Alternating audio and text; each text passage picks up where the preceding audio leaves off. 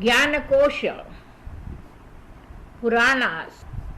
सर्गच्च प्रतिसर्गच्च वंशो मन्वन्तराणि च वंशानुचरितं चैव पुराणं पञ्चलक्षणम्. Bhagavat Purana. Second chapter. Sri Sukadev says, O king, ordinary people literally waste their lives in petty matters like useless discussions, worry, sleep, and feeding themselves. Those who wish to conquer their fears, O Parikshit, must listen to recite and remember the tales that depict the plays of Lord Krishna. The human birth can be successful only if by any means one has a remembrance of God in his last moment. All the scriptures also dictate the same doctrine. One should remember the huge macro as well as micro form of omnipresent God and must not long for the physical objects. Sukadeva then revealed the kinds of mukti as told in Vedas and said, O king, there is no other way as beneficial as the means to achieve the affectionate devotion of Lord Vasudeva. Hence, every human being must in all circumstances use his might in listening to, reciting and remembering the name of Lord Sri Hari. Though as per the interest, nature and the desires of different people and pleased by their worship, many gods oblige their devotees within their powers. But materialization of mundane desires of the innocent people has disastrous consequences. Learned people, therefore, whether they have or haven't any desire, worship Purushottam God with fervent devotion. Creation of the world. The king Parikshit felt extreme pleasure when Sukadeva satisfied his queries. He then began to feel submerged in the stream of Bhagavat Katha, tale of the god. His selfish worries regarding his own benefits existed no more. He insisted again, O Brahma, now kindly explain how does the God create the universe out of illusions? How does he preserve the universe? How does he destroy it? At the instance of the king, Sukadeva contemplated on the god and presented the dialogue of Brahma and Narada that illustrates the Maitreya nature of the creation. Brahma had preached Narada that because of Paramatma's supreme being desire of creation this universe into existence from the primitive element, Lord Brahma also told that after creating the universe, God himself entered it. Hence, the whole universe is a manifestation of God's infinite appearance. His virtues cannot be counted, but to show his presence, Narayana takes various incarnations and appears on earth time and again. Merely by listening to various beautiful and enticing plays of God, the mind, voice, thoughts and the soul of a human being become holy. Parikshit again put forth many new queries regarding creation. Sukadeva related the events like emergence of Brahmaji on a lotus that cropped up from the navel of Lord Vishnu, sighting of Lord Vishnu's abode by Lord Brahma, preaching of Bhagavat to Lord Brahma by Lord Vishnu, and Dasha Lekhan, 10 characteristics of Bhagavat. The third chapter. Vidura wants Dhritarashtra. Sri Shukadeva says, O Parikshit, Vidura deserted his homely comforts and luxuries because he had to protest against injustice. When after losing in the game of dice, the Pandavas successfully passed the period of their exile and stay in guise, and were denied even then of their rightful share in the kingdom, Vidura was summoned for consultation. Vidura had then suggested Dhritarashtra, thus, O king, if you wish to save your family, you please abandon Duryodhan, who is an embodiment of all the evils. He is jealous of none other than Lord Krishna. That is why you are getting dull day by day and losing your radiance. These words infuriated Duryodhana so much that he began to abusively insult Vidura. But Vidura didn't mind his words, even though he felt seriously hurt at heart. Accepting his insult as a play of God, Vidura silently left Hastinapur and went on a pilgrimage. Vidura becomes to know about Kaurava's destruction.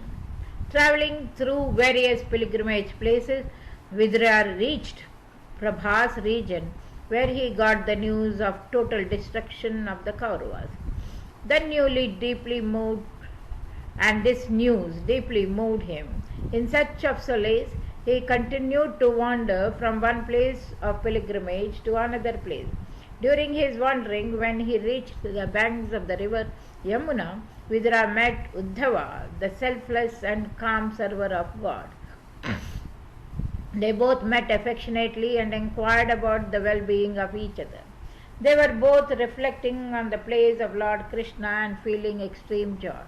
Vidura had also got the news of departure of Lord Krishna to his abode and destruction of Yadavas by fierce infightings. So he was extremely depressed also. Uddhava told him that Lord Krishna himself had bestowed his grace on him and preached Bhagavat Jnana, which he had once preached to Lord Brahma. By the dictate of Lord, Uddhava was going to Badri ashram. So he suggested Vidura to see Maitreya for the metaphysical knowledge before departing to his abode. Lord Krishna had dictated him, Maitreya, to preach Bhagavat to Vidura. As per the suggestion, Vidura reached Haridwar and saw the sage Maitreya on the banks of the river Ganges. The pious Vidura respectfully greeted the sage Maitreya and said, "O Lord, the people in this world perform various actions with a desire to have pleasure, but neither do they get pleasure nor is their sorrow removed. Their sorrow increases instead. What is good then is this context. O great among the sages, kindly preach me the way to peace, following which one meets the God who then takes abode in the heart of his devotee and instills in him the Sanatan Gyan that lets the devotee feel the direct presence of him." Thus asked with devotion by Vidura, Mahatma Maitreya illuminated the glory of God and other events like creation of universe by illusion and origin of Colossus body and said, "No one can measure the eternal glory of God and the illusions created by him." In the beginning, God created the primitive elements and the flaws associated with them. Then he created the Colossus universe and entered it. Description of 10 ways creation by Maitreya. By the inspiration of God and because of imbalance in pious virtues, creation of Mahatattva was the first Mahatattva of the soul. From Mahatattva, the soul originates Alankar, the ego, which generates 5 primitive elements: the earth, the fire, the air, the water, and the ether. Sense organs and motor organs. Group of Tanmatras, the subtle forms of matter that generate the 5 major elements, is the third creation. Creation of organs that have the power of sensing and moving is the fourth creation. Creation of the mind that governs the senses and was appeared from ego is the fifth creation. Appearance of mind and the illusion got misguided is the fifth creation. The above mentioned 6 creations are known as natural creations also. Creatures other than these 6 have no power of knowledge. They can experience the touch only. These creatures, like trees and other vegetables, are known as the 7th creation. 8th creation is of the birds and animals. 9th creation is of those human beings who seek pleasure in action and luxuries which are in fact the cause of sorrow. 10th creation is of the great sages like Sanat Kumara. Thus, at the beginning of the Kalpa, God the Creator used Rajas, Gunas, to create himself in the form of the universe. Maitreyi says the whole creation is a manifestation of the place of God.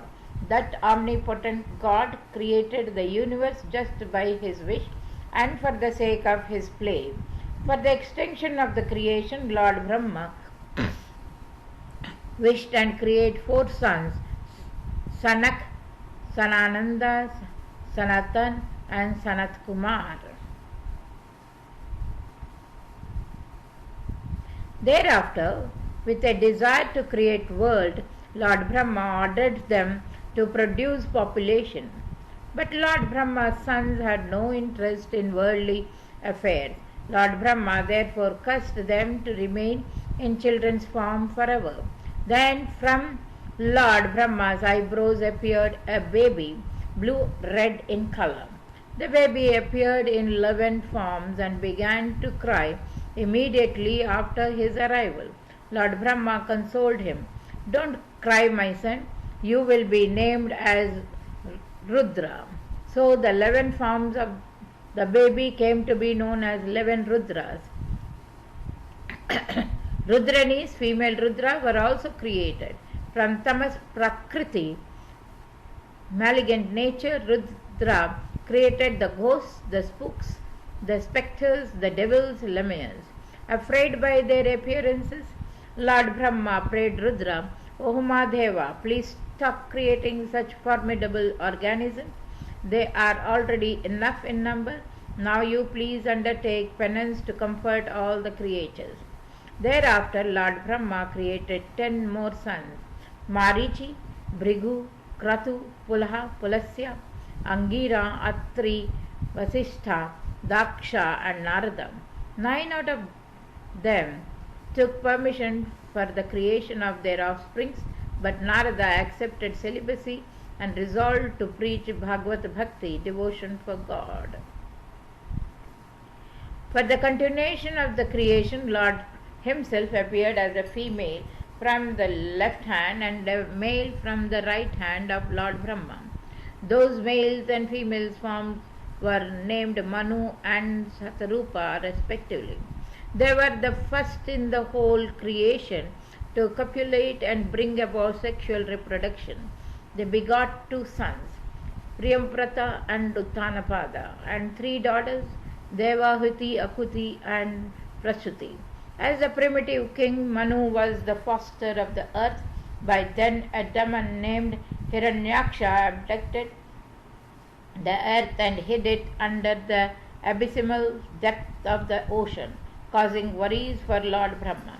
Instantly, Lord appeared himself in Varaha incarnation, and to do away with Lord Brahma's worries, he at once entered the depth of the ocean and rescued the earth on his long teeth. On the way, the Lord had an encounter with Hiranyaksha and killed the demon with his wheel. Maitreya says Hiranyaksha represented anger. Those who don't want to discharge their duties but still wish to live with all the comforts are abductors of others' wealth. Such people who continuously interfere with equal distribution of wealth must be condemned as the demons. On the origin of the demons, Maitreya cryptic said, once Diti, the wife Maharishi Kashyapa, expressed her desire to conceive. Maharishi Kashyapa tried to dissuade her that time was not suitable for an auspicious job like conception. But Diti kept on insisting and forced her husband shamelessly to assist her in the process. Consequently, she conceived during the dusk. Kashyapati cautioned her, you will give birth to the demons. And with the arrival of the demons in Diti's womb, nature began to manifest herself adversely. There was terror and famine all around, and darkness prevailed even during day, with stars appearing in the sky. Frightened by these manifestations, the gods asked Lord Brahma about the reason of all these disturbances. Lord Brahma informed them that two demons were to take birth from Diti.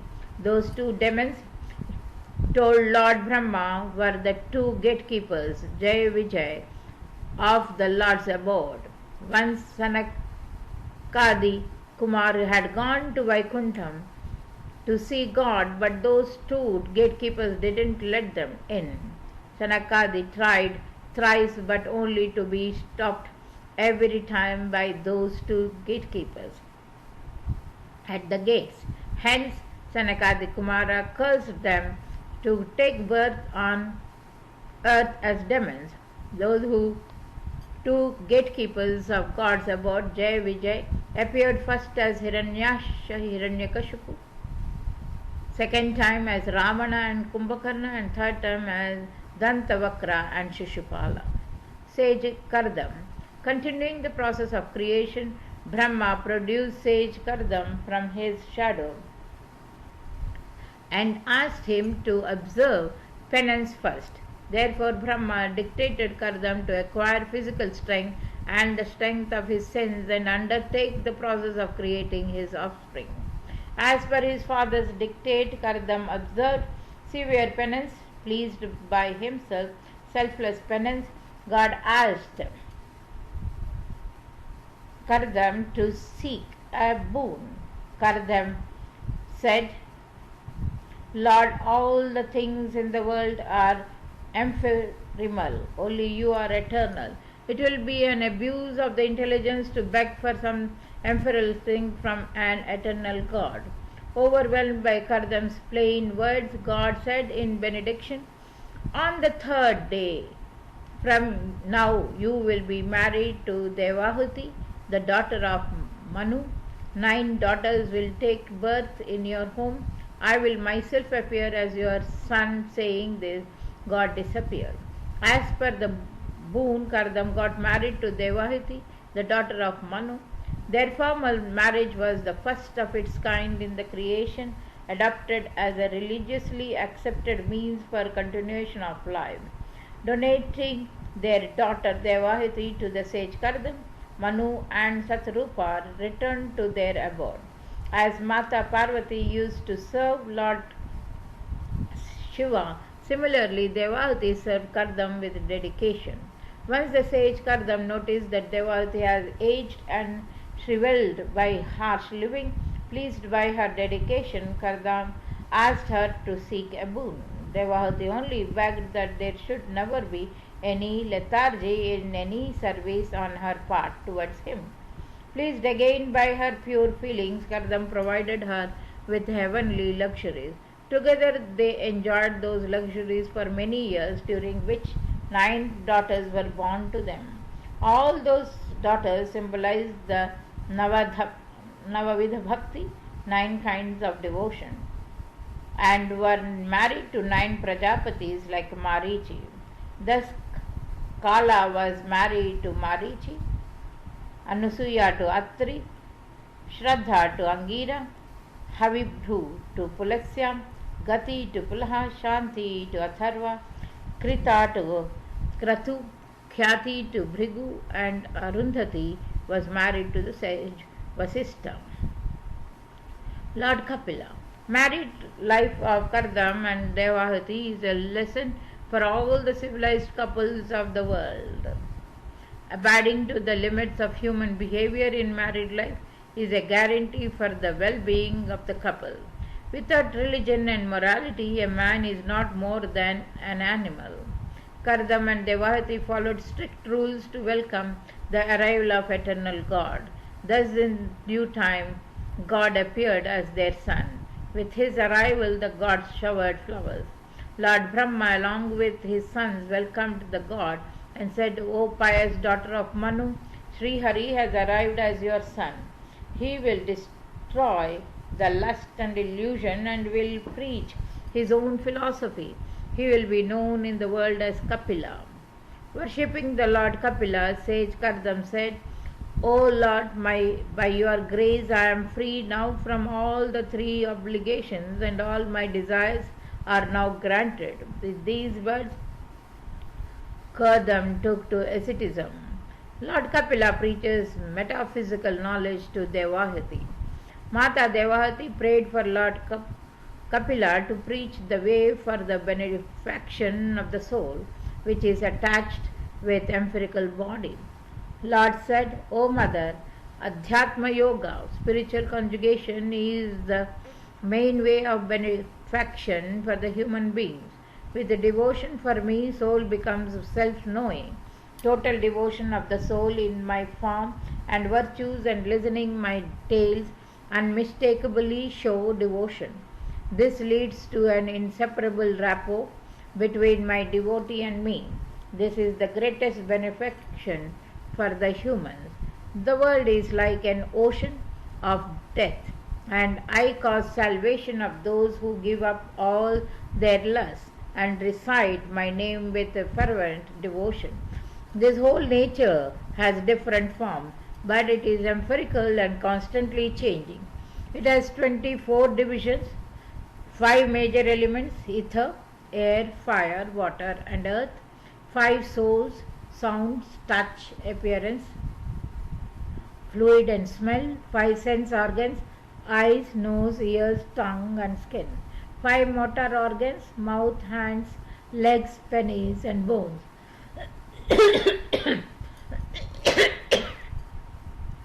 and mind, intelligence, conscience, and ego.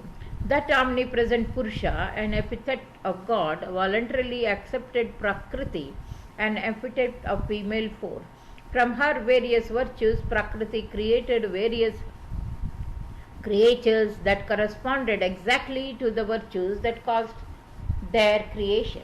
In the mess, the mantle that covered the knowledge also caused illusion for the Jivatma, which thus forgot his original appearance. The creature then began to assume the nature as a reflection of his own appearance, though she is different from and opposite to him, and himself as the doer. Such an ego regarding one's duties leads to his entanglement in the cycles of life and death.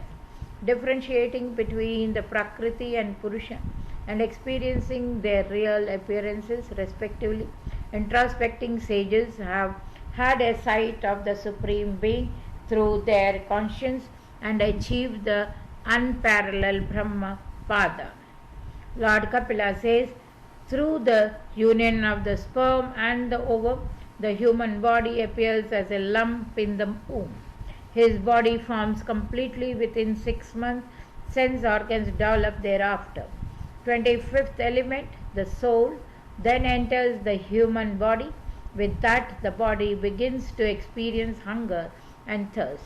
Then, suffering with many kinds of desires, the microcosm prays me to save him from the tortures of staying in the womb. I present him with a sight of me in his heart. It then takes birth because of my grace. But as soon as it appears on the earth, the human being begins to forget me. Still, I present him with my sight for 2 to 3 months more, when he begins to laugh.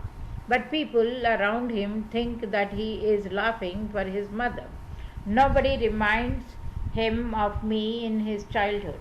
Youth of a human being passes in the futile activities. In old age, his organs begin to fail, and a human being finds himself unable to recite my name. Thus, the whole life of a human being just passes in the illusion of I, me, and mine, and he reaches his last stage and begins to realize his mistake. But then it is usually too late for him to do anything for his benefaction. If he has done any good deed in life, he may meet fortune, but without a devotion for me, no one can be happy. Only when the soul comes in my refuge, he gets free from the bondages of life and death.